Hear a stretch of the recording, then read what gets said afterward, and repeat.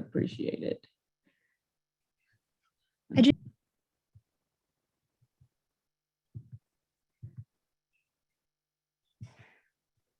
Okay, can y'all turn on your video? No, ma'am. Okay. While Lillian's working on that, they're just going to have to hear our beautiful voices. So I want to welcome everyone to this webinar. It's a webinar series celebrating Developmental Disability Awareness Month.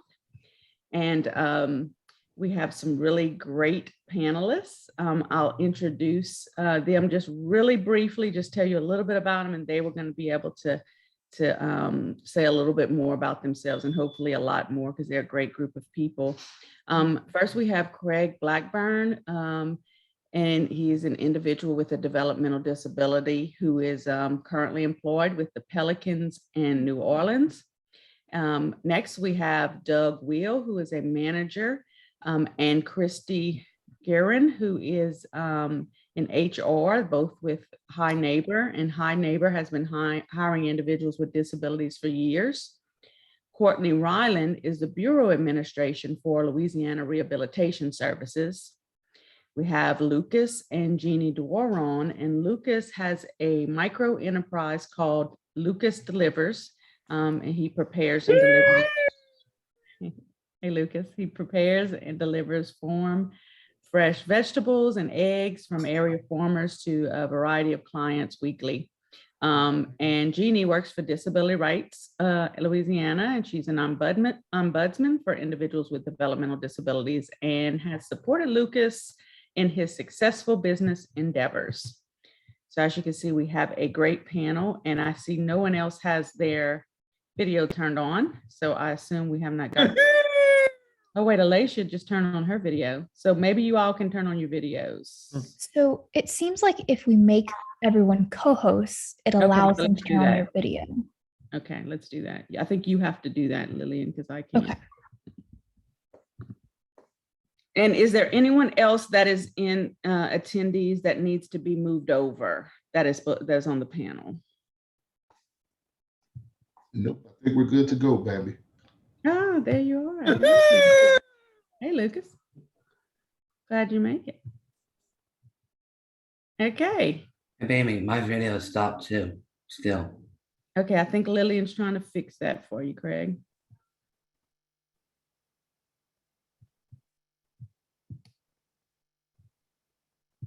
You should be able to turn on your video because you are a co-host. You see me now? Yeah. Okay. Hello. So I'm going to ask some questions, and we'll just, you can kind of jump in and answer. And if you hear something that triggers something that you want to jump in and say, please do so. And those of you who are attendees can definitely put questions in the chat, or I think we have a Q&A. You can do that, and we will try to answer as much as possible. I'm going to start off with our employers from High Neighbor with the first question. And just something that I think is really important, gets kind of to the root of what this webinar is about, is to find out what are some benefits to you as the employer for hiring someone with a disability. We find that in fact, we have a couple of people been with us quite a long time. One that's been here 29 years, and they always show up for work, always early, always eager to be here. There's, it's always been a good thing across the board. We actually have quite a few people right now with disabilities employed, and they stay, not a high turnover rate. So there's a lot of good positives about it. Thank you. Appreciate that. I'm sorry, I didn't mean to cut you off. You had something else to add. No, I was trying to think. We've always had, it's always been a good experience. So we've had, and we've been here since 1963, and it's something that Mr. Sam Crapassi, who started the company, was a big believer in looking out for everyone. So. Well, we appreciate that. Thank you so much for sharing. My next question will be for Craig. And Yes. Craig, I know you have been working for quite some time, and you and I have been knowing each other for a while. We served on the DD Council together, and I can remember Right. back then you were working for the Pelicans, which I love Yes. going to the Pelicans game. So can you tell us just a little bit about your job? So I work with the New Orleans Pelicans. I've been there since 2017. We do like equipment. We stock equipment on shelves. We stock gear. We fill the coolers up. We see the players every day. And pretty much we do a lot with them. We organize the shelves and get before the players ever comes in to the facility. Great, thank you, Craig. And I'm really very excited about how the Pelicans have been playing. They're doing great. They are. Yeah, really good. Had some big wins lately. Next, I have the same question for you, Lucas. You want to tell us just a little bit about your business? Okay. When Lucas was in school, his transition plan was pretty much funneling him into a day program. And although it wasn't a bad day program, Lucas would have hated it. And the only thing I was concerned with is that he have a good day every day. So I sat down with some people that knew him, and we talked about what his strengths were. And his strengths were riding in a car and visiting people. So to me, that was a delivery service. So we started out in 2012. We were the first delivery service. This was before Waiter and Uber and all of the other services. And he took to it like a fish in water. He loved going pick up stuff at the farms and riding on the tractors. And, we thought we were gonna be hosting or delivering for shut-ins or people with disabilities that we could give back to the community, but that's not our customers. Our customers are working women who need fresh food, food brought to them so that they can go home and cook. So that's how we got started. Lucas? Okay. Okay. Do you want to tell them, do you like your job? Yeah. And what do you do? Who do you visit? Miss Christine? Yeah. The DA is his, the DA's office is big customers for him, and he enjoys going there. Very good. Thank you so much. Sounds like you have a great business, Lucas. My next question will be for Courtney. Ms. Courtney Ryland with LRS.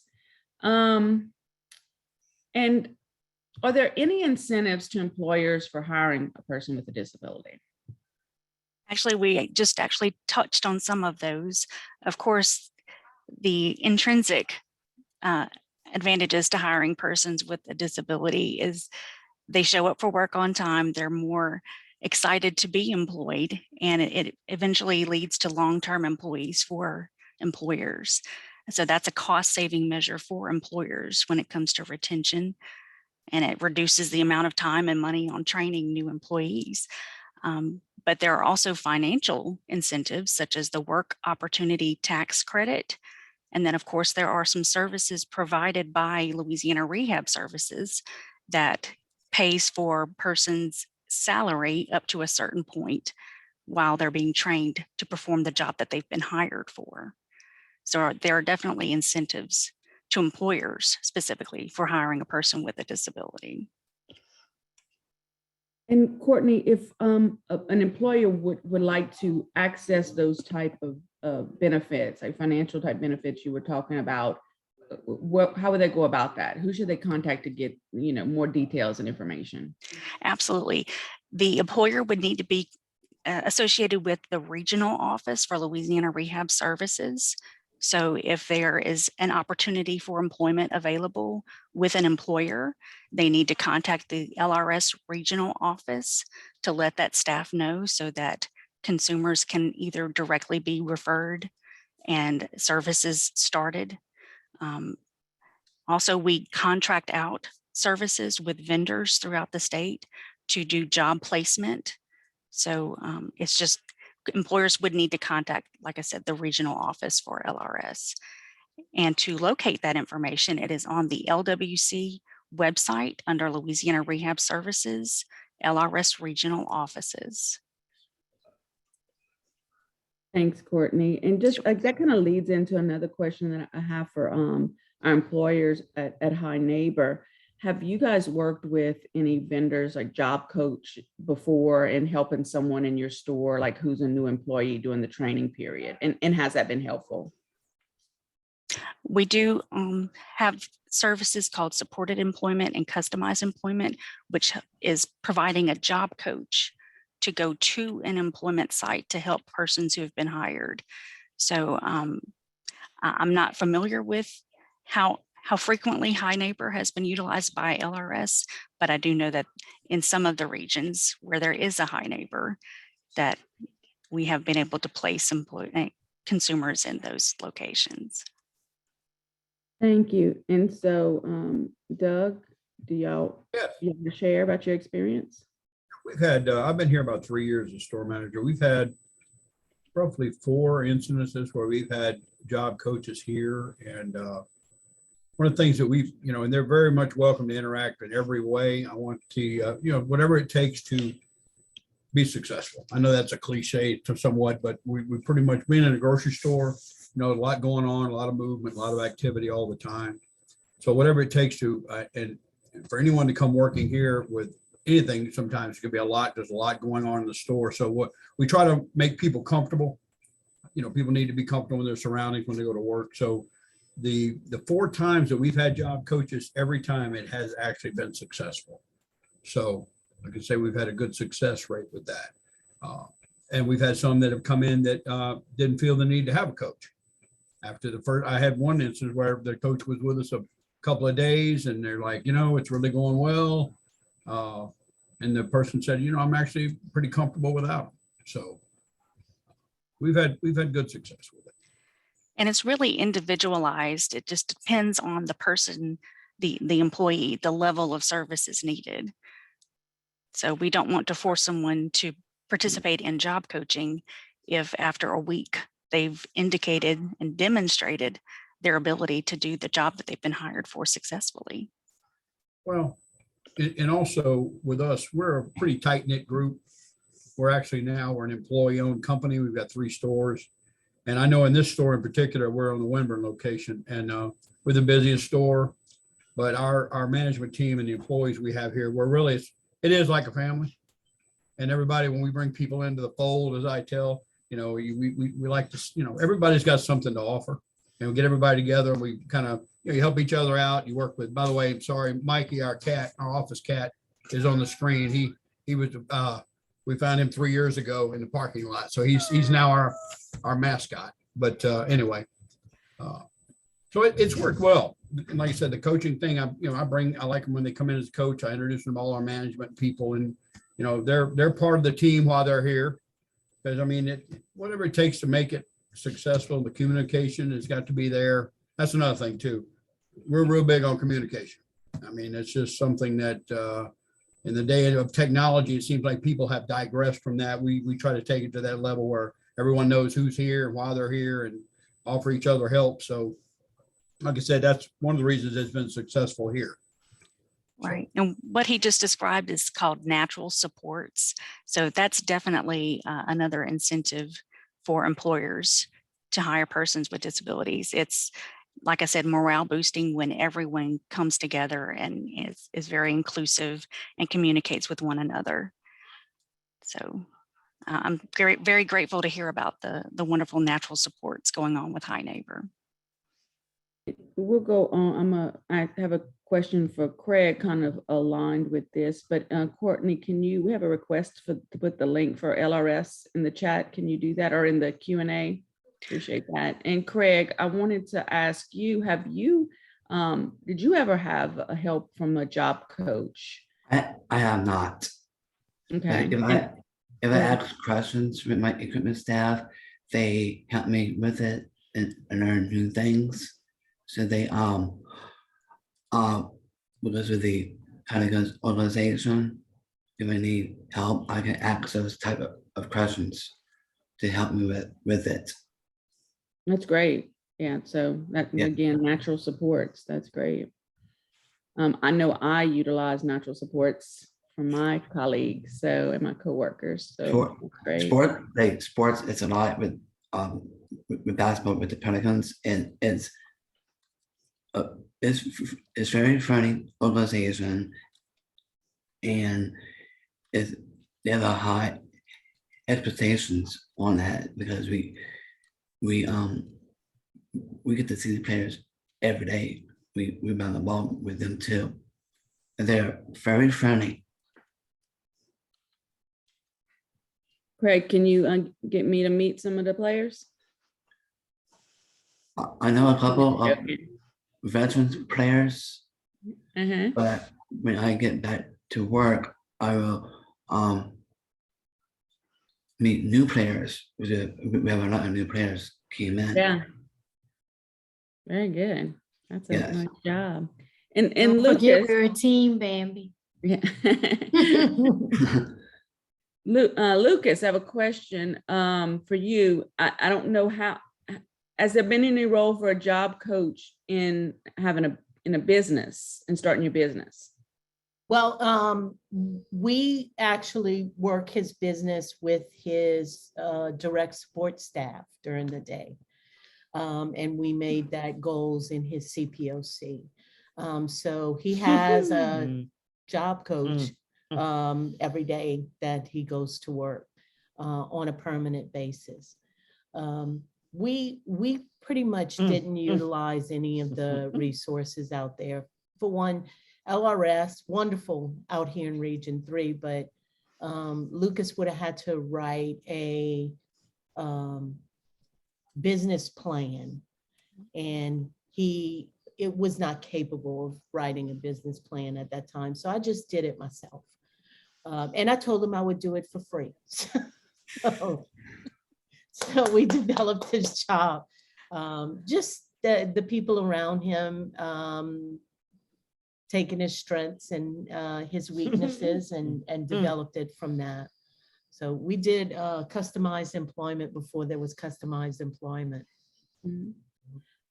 So Jeannie, it's what you're describing is that you've utilized the support from his waiver, Yes. right? From his Medicaid waiver. And we also do self-direction. So not only do we utilize our direct support staff, we also pay them very well to do the job that they do. But we try and just keep it simple. Pretty much right now, the only thing that Lucas can't do with the business is count money. He still struggles with that. So the worker helps him with that. But otherwise, he's been doing it since 2012. So he is regimented in what he does. Very good. For Lucas, that's right. So let me get back. I apologize. Lost my place here in my questions. This is for High Neighbor. So sometimes we hear that from employers that they have some type of fear of maybe liability of hiring people with disabilities. Has that been an issue for you guys, or can you shed some light on that?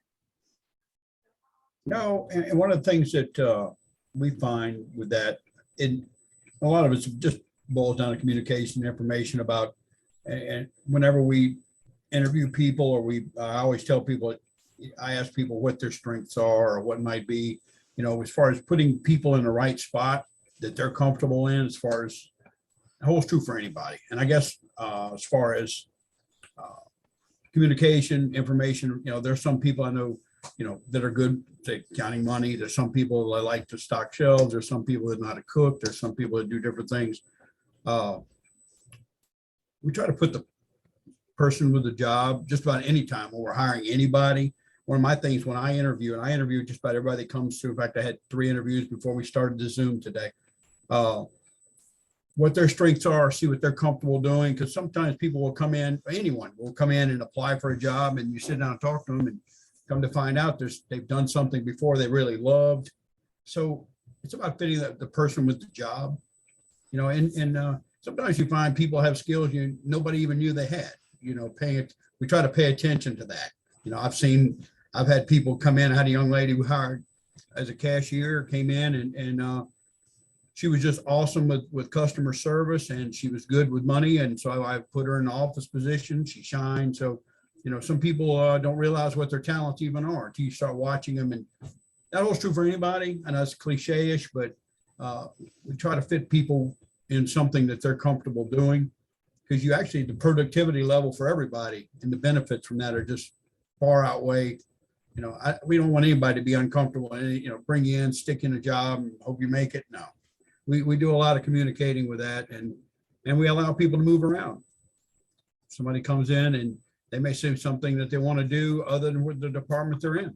They may have an interest in that, you know, and with having a job coach come in like we do, you know, communicating with them. Hey, somebody may have an interest or something they've done before. We let people work in multiple departments if they're, you know, try to have no restrictions with people when they come in to see what they're interested in. We find that people stay a lot longer when they're happy. I know that's maybe not the exact answer. It's just. No, I think it's perfect. I mean, it really is about people. There's a stigma of hiring people with disabilities, but what you're describing is just what is normal for every employee that walks in your door. Yeah. And I think that's what employers need to know. You just do the same thing you do with other employees, and it's the same regardless. And that's just based on when people, you know, my big thing, I always tell people when we do all our applications online, and, you know, people need help sometimes. Look, everybody needs help with something at some point. Tell them, fill out everything, even put on the applications, things that you like to do, what you feel your strengths are, you know, so when we sit down and talk, we have an idea of, hey, well, you know what? I had a young lady that came in here that still works with us. She just came in on, you know, put an application in with us, and she applied for one job. She came in, we got to talking, and turned out she bakes bread. Before, many years ago, she works as a baker, like 15 years ago. She came in and applied as a cashier. We sat down and looked at her qualification. Now she comes in, she bakes bread for us, some of the prettiest bread I've ever seen. We get customer raves about it. So just communicating what people have done in the past, you know, like I said, with anyone, when they come in, whatever their strengths are or what they're comfortable doing, they're going to stay working a lot longer. They're going to be happy. You know, we like to let people come in, and being that we're an employee-owned company, we're a stock holding company.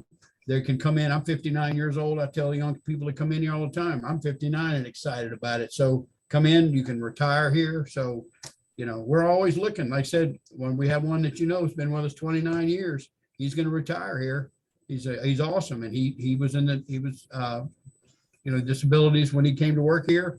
He's one of our best employees, well loved by everyone at all 3 stores. So he's actually doing our transportation for us. Big thing. He drives and takes care of all our deliveries for us. So he's an awesome young man. So. And it's become very apparent to LRS that when employers are willing to focus on what individuals can do versus what they can't do, that there's a lot more success that's achieved by all parties. You have to accentuate. And Craig, I just wanted to, right. Craig, I want to lead into the next question with you is what things do you think a person with a disability can do to best position themselves as a candidate for a job? So actually, you have to be very independent on yourself, because I went through a interview with the North Pelicans, and some other individuals have a hard time to interview because there are interview steps and stuff going on, and you have to be positive to yourself. Because I'm a very hard worker, and to spread that message around for other individuals that are out there to be positive to yourself, stay independent, and find the right candidate in that position in the organization with the pelicans.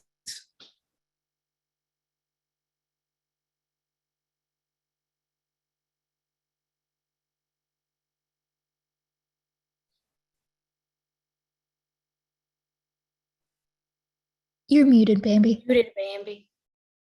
Sorry. Thank you, guys. Courtney, this is for you. Can you describe briefly for employers how you go about helping someone, or how a job coach would go about helping someone find a job that they're qualified for? Sure. So Louisiana Rehab counselors, they conduct an assessment with the consumer who applies for services with LRS. And the assessment helps to further develop how to emphasize what level of job readiness may be needed, what needs to be included on a resume, if they need to be referred to a job placement vendor, or if they utilize an in-house rehab employment development specialist. So it just depends, like I said before, on the level of services needed. Everything is individualized. So we take every approach to look for a job on behalf of consumer that we serve. And like I said, utilizing supported employment or customized employment when it's appropriate. So I don't know if that helped answer that question. Thank you. Yes, it did. And I have a question now for Lucas and Jeannie. And how has your employment, your business, or just going to work improved your life, Lucas? But I'm gonna add on to that. How do you see that it has improved the lives of the people around you, Lucas, and in your community? Well, one of the things that I say when talking about Lucas's business about his life is that he's not just in his community, he is of his community. And I think that we've done a great job with getting him integrated and finding natural supports. It is very important to have natural supports in place, not just family members, but your community. Like everyone does. They go out, they make friends, they show their successes, being a good citizen, and everything that everyone does. There's no difference. When I found out that Lucas had a disability, not one thing changed in what I wanted for him. I wanted him to be a gentleman. I wanted him to be an honest, good citizen. I mean, nothing changed. So we have to educate our community to support him in the way that he needs. And this job, leaps and bounds, has done that. He's got about 350 people on his email list. So his business is very full, and he is revered as a solid delivery system. It's, you know, some people, when we talk about his business, don't understand the success that he's had, not in money, because I could care less whether he makes if he's rich or not. I want him to be rich in his community. More so, I want him to be a person that people go to because he's solid. And we've accomplished that. Now, we did get impacted by COVID because Lucas did not understand the safety precautions. He did not understand why he couldn't go in, why he would have to leave his packages outside. So that's right. We did close him down for a little bit during the height of COVID, but he's back in business. He delivered this past week carrots and green onions, and beets and turnips, I think. So his community recognizes him as a good business. And that's despite his disability. I wish I was closer to you, Lucas. I would like some of those fresh vegetables. Oh, when he shows up at a business and he walks in with the carrot greens piling out of the bag, people start running like, where'd you get those carrots from? So once he captures one person in an office, sales go up for everybody, especially during fresh vegetable and fruit season. And one last thing for you guys, you get the fresh vegetables. I mean, that's kind of his niche, is delivering fresh vegetables and those type of things. So how do the farmers, I mean, that seems like that would increase their business and sales. Yeah. They should really like him. We do not deliver from any big store or anything like that, even though at that time Walmart wasn't delivering, the local grocery stores weren't, there was no curbside pickups.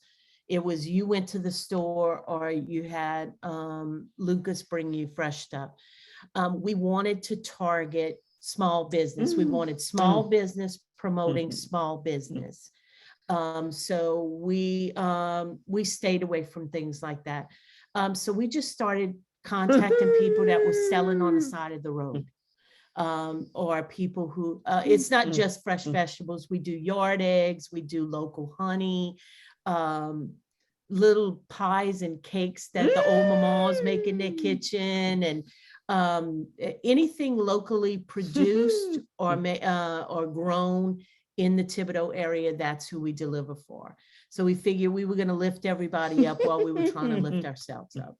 And it's been very successful. We've gotten people off the side of the roads, you know, where they're only selling exclusively through Lucas Delivers. Great. Yeah. Wow, great business, Lucas. And, you know, one of the things that we had, and the guy from High Neighbor kind of touched on that, fitting the person with the job. One of the reasons why we started this was because Lucas does have some behaviors, and sometimes he's not in a good mood, and he can just come home and chill out for a little while and then go back to work. So he can have a successful day. Because like I said, we're not interested in about the money that he makes. I just want him to have a good day every day. And that works for us, which is one of the reasons why we didn't deliver hot foods from restaurants, because we would have been successful in that too. But if Lucas is having a bad moment and he's got hot food in somebody's car, it wouldn't have worked. It wouldn't have worked for us. So we just curtailed it to make sure he would have a good day. Thank you very much. Great information and really great business, Lucas. Congratulations on your success Now, there. somebody did put something about a LLC. Lucas says an LLC. And we actually utilized a lawyer who had a child with a disability in order to do the work. But mostly we tried to do as many free resources as we could. Nicholls State University offered a business plan, little education thing for free. And that's what we did. The lawyer did the title search and all of that. So he's a complete business. We have a question in the Q&A. Thank you, Lillian. This is for Courtney. It says, what is the maximum amount of support a job coach funded through LRS can provide to someone? And is there a limit on the number of hours per week or a limit on the number of weeks? What are the parameters? So again, services are individualized. There's not a maximum.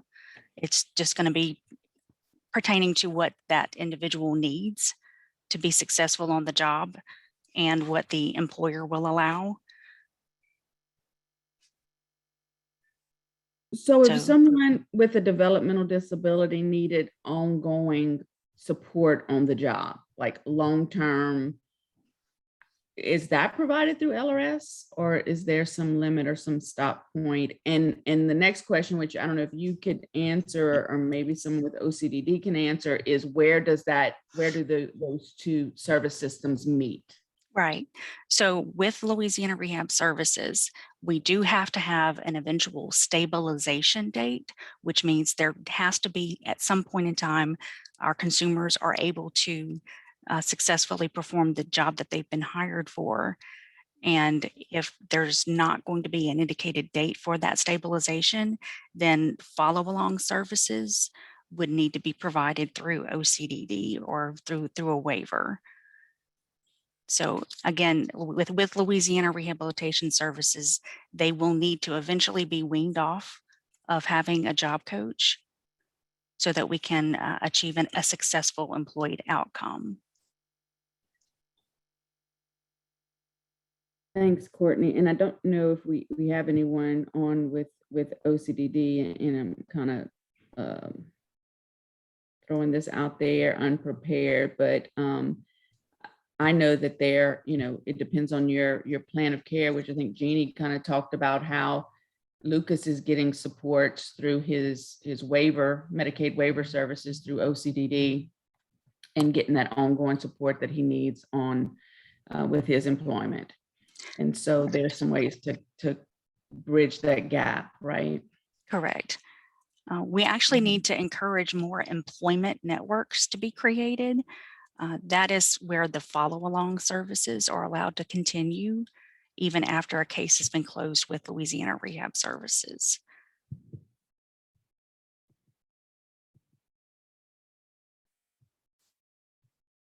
Okay, and we have another question here from someone from Bossier Parish, that they have been inviting LRS to go to the IEP meeting for their plan after high school.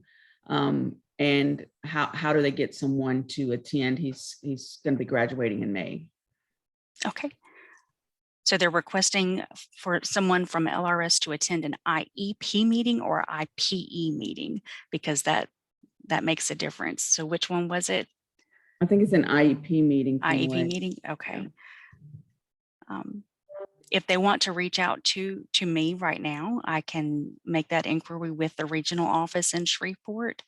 Otherwise, again, going on to the website it's www.laworks.net is the website for Louisiana Workforce Commission. And then towards the top, there's a blurb that says Louisiana Rehabilitation Services. If you click on that, you'll then see a table with LRS regional offices listed there.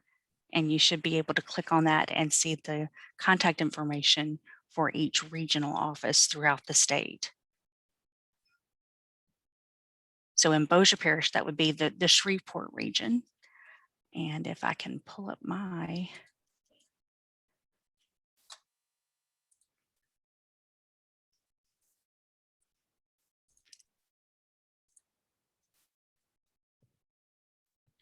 So the phone number for the Shreveport region is area code 318-676-7155. And my contact information is my name is Courtney Ryland. The email is cryland@lwc.la.gov.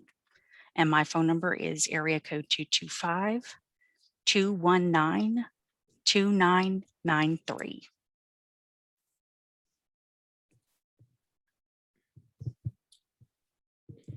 And Courtney, we have one more question for you. It says, can you elaborate on how employment networks provide extended follow-along service, and what is the funding source?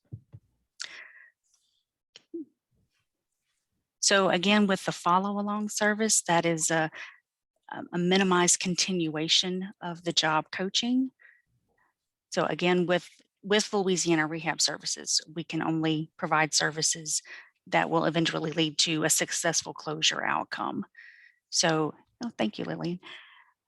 The funding for an employment network is actually not through Louisiana Rehab Services. That employment network could be reimbursed by the federal government if they're registered as an employment network, and be reimbursed through the Ticket to Work program.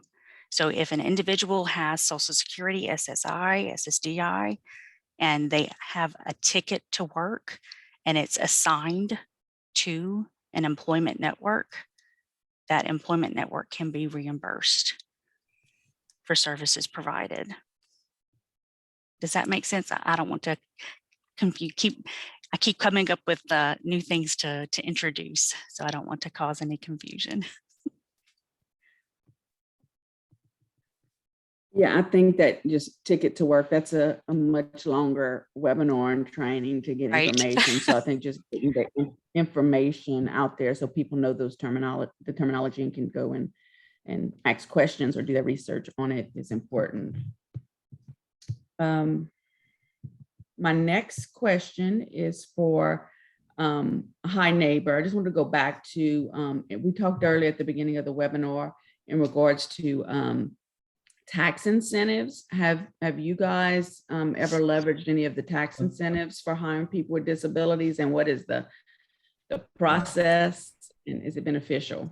That's the WOC program we did. We actually, we're an employee-owned company now, so tax incentives, we don't pay taxes, so we're an employee-owned company, stockholding company. So we don't actually pay taxes for that, so it doesn't affect us. So we don't look at that as an incentive. We don't have that factor. So something that a lot of people aren't accustomed to, it's called an ESOP, but very few companies, but some of the larger companies in the country have our ESOPs. A lot of people don't know a lot about it, but it's basically boiled down, we're an employee-owned company.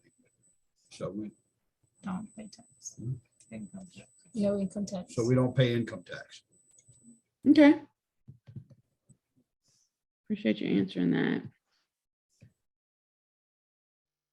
And Craig, this question is for you. Can you share how going to work has improved your life?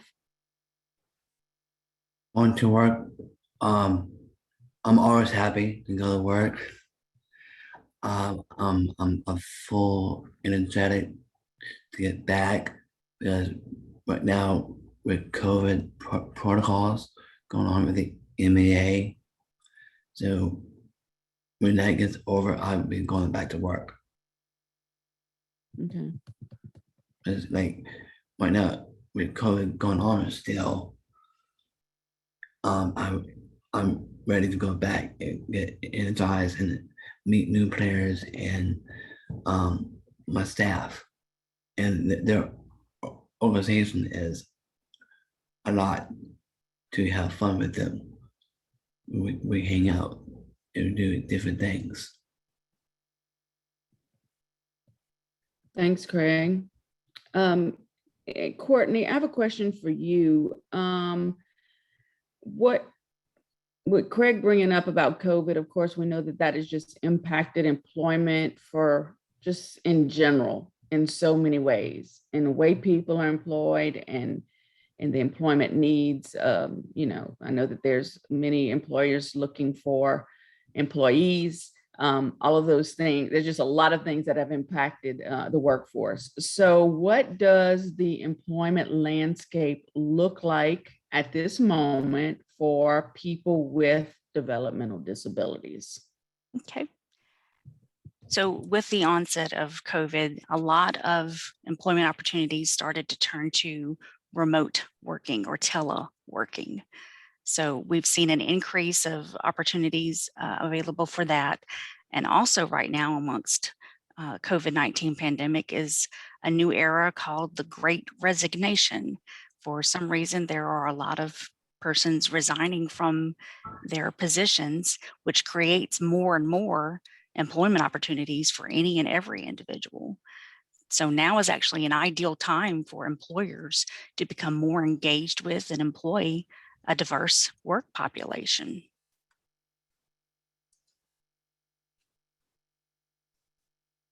Thanks, Courtney. I appreciate that. And I know that there are, you're talking about remote employment, like that is, for some people, that is just absolutely horrible, would not fit them at all. And then for some people, it's a great opportunity, a tremendous opportunity that may have never existed in the past. And so it's a really good time to just, for employers, for people who want jobs, whether it be disability or not, to really think about those opportunities that are available. I would like to, right now, we have about, my clock says about 9 minutes left, even though I know, I apologize again for eating up your time with not having my technology situated correctly, but we're going to start off with just letting you guys give some closing remarks about your thoughts about employment. What would you like the people who are listening in to know about employment for people with disabilities? So some takeaways. And Lucas and Jeannie, if you guys could start us off, we'd appreciate that. Okay. Well, I've been with Lucas is 28 years old now.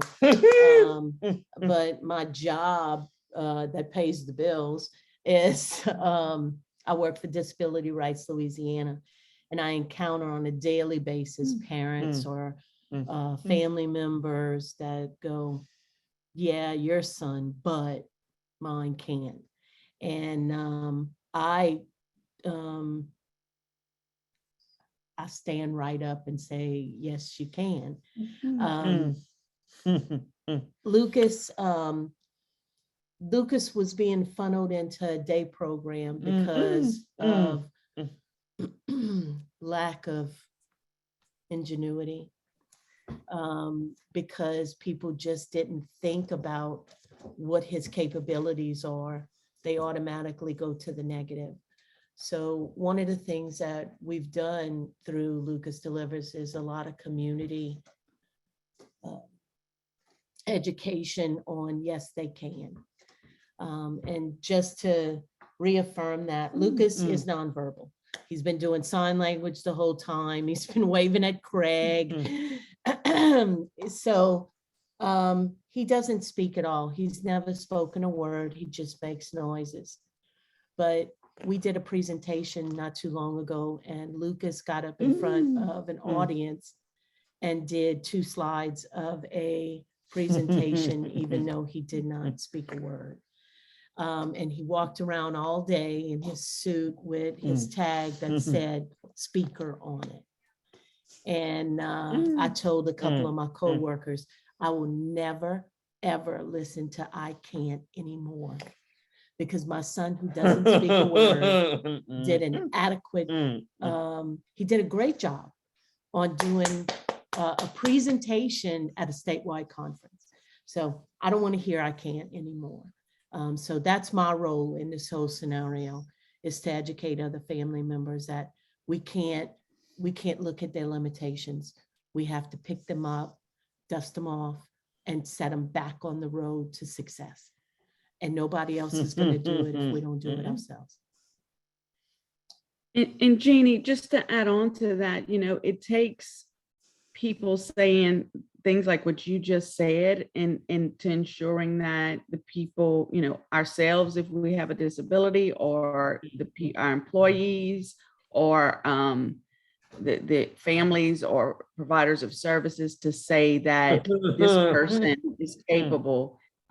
We also have to be advocates for our systems that are supposed to support people in employment. So not only do you have to go out and do the work on the individual side, but we also have to have the system side, which I know you know that very well, that our systems need to work so that we can have the success that Lucas has, or Craig has, and so many other people with disabilities have the potential to succeed. That's right. So Craig, thanks, Lucas. So Craig, I'll go on to you. Do you have any closing thoughts that you want to leave with the attendees today? Like I said, you stay positive to yourself, be very independent, and be positive to yourself. And why I'm trying to emphasize those three areas because you try to spread to everybody, like with your legislators and your representatives, and also each individuals have their own lives, because you bring back to other families too, to let them know that you have a voice. If you have a voice, you can express that each individuals have their independence. Your be positive to yourself and go and have fun at work. Thanks, Craig. Appreciate those words. You Very too. very personal perspective. We appreciate it. Courtney, do you want to share some closing thoughts? Sure. If there was one thing that I could say to an employer who is thinking about hiring someone with a disability, it would be, what are you waiting for? There should be no hesitation. There are plenty of persons who are educated, talented, trained, and have various skill sets who are just waiting to be employed. So come to Louisiana Rehab Services and we will make sure that everyone has a win-win outcome. Thanks, Courtney. And hi, neighbor, if you want to share the closing It's hard to thoughts. follow Courtney on that one. That was so enthusiastic. We same here, you know, we tell people just communicate with when people apply here, you know, let us know upfront what your strengths are, what you're comfortable with, you know, that's all available to us so we can see and, you know, bring in, talk to people and see what fits well for both of us. We're always hiring. You know, it's hard to find good people sometimes this day and age, but like I said earlier, we've had great success with it.